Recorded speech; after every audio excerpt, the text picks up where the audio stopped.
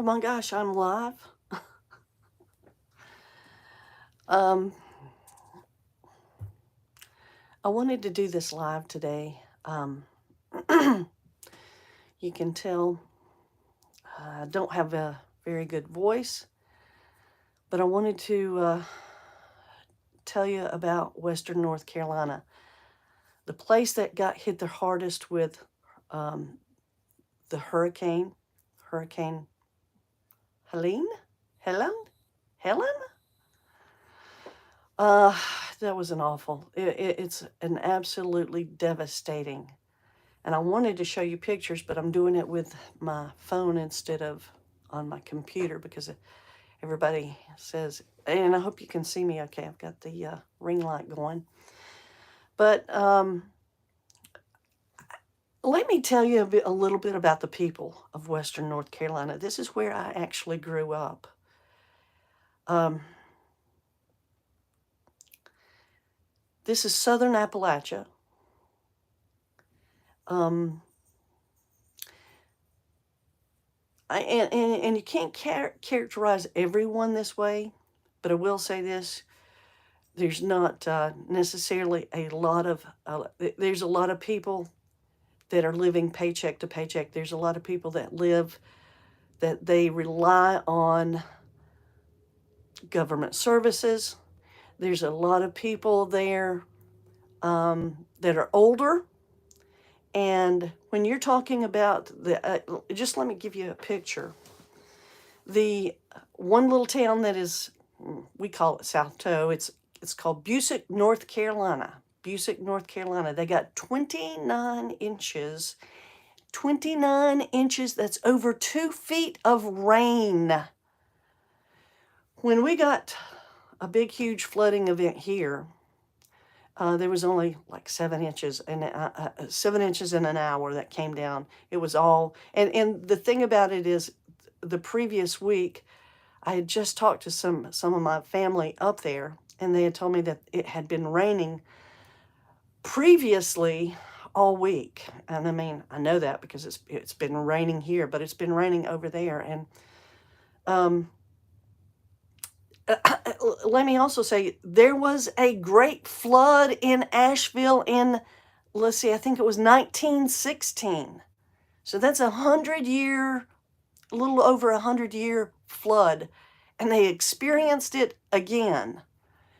And not only was it in Burnsville and Spruce Pine, Yancey and Mitchell County, but it was also in the other county that I came from too. Well, I didn't live in Lake Lure, but that's in Rutherford County. So if you understand, Mount Mitchell is the highest peak east of the Mississippi.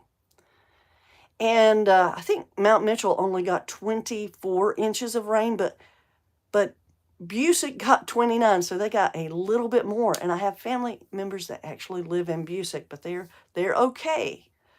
But I'm telling you, but you do not understand. These people are cut off because the roads are absolutely, there are no roads. There's half of a road. The creeks around there have actually just demolished, and you can't pass by it with a car. And I'm not sure. I mean, and they're supposed to get more rain today. It's not raining here right now in Greensboro, but I don't know what it's doing there. There's very little communication with people that I know. Somebody that I grew up with, he said he was wanting to find out about his mom. He didn't know anything, whether or not she was okay or not. This storm is catastrophic. I did talk to, I texted, my cousin texted me, said she was okay, the family was okay. And she said the devastation is unbelievable. The devastation is unbelievable. And they have not discovered probably all the people that have possibly died. This storm was so, and it's not like those people have in the mountains, it's not like that they deal with a hurricane every day. It's not like they have extra money to have flood insurance. So all the devastation. And I mean, I'm telling you, it was one little town, Michaelville, is probably destroyed. The little, I mean, it's not like it was huge or anything, but it's just destroyed. There's lots of different parts of Burnsville that are destroyed. The whole city of Spruce Pine was underwater. There's a downtown of Spruce Pine that's right close to the river there, and it was underwater. It was underwater. I saw the pictures. It was underwater.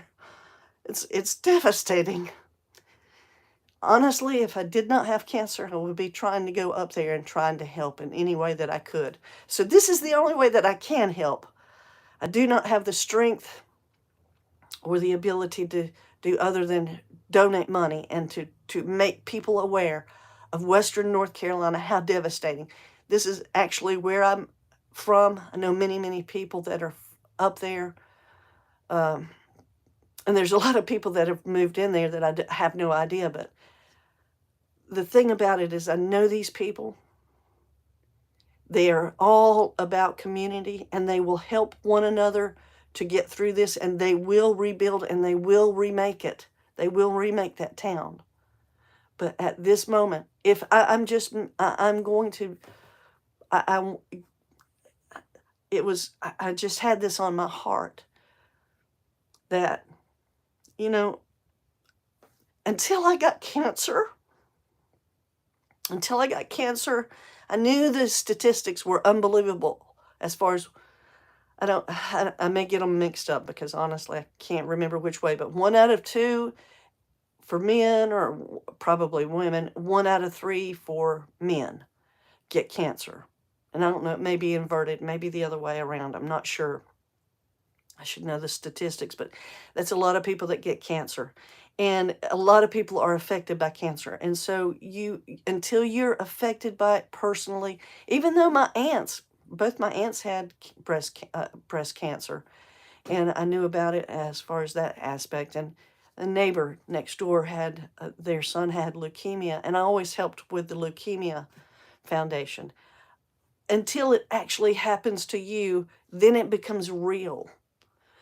Until a hurricane disaster happens to you, you don't necessarily know that it becomes real to you.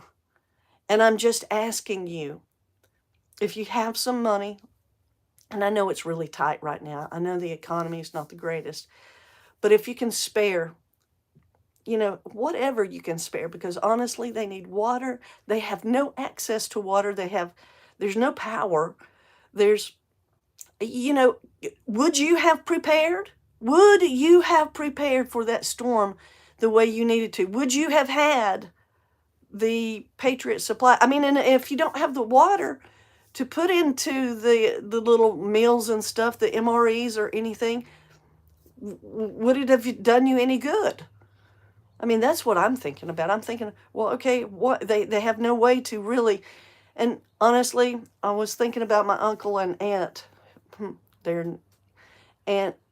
My aunt is, she's, let's see, 3. She's going to be 91 this year. She's going to be 91 years old.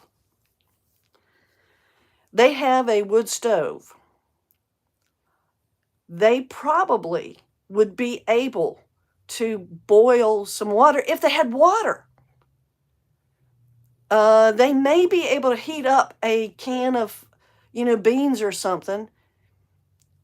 But would they have enough water? Would they have enough? Because look, you don't have any power in that situation. It took until, I think when the hurricane was, I don't know, Thursday, right? Wasn't it Thursday that it came through North Carolina?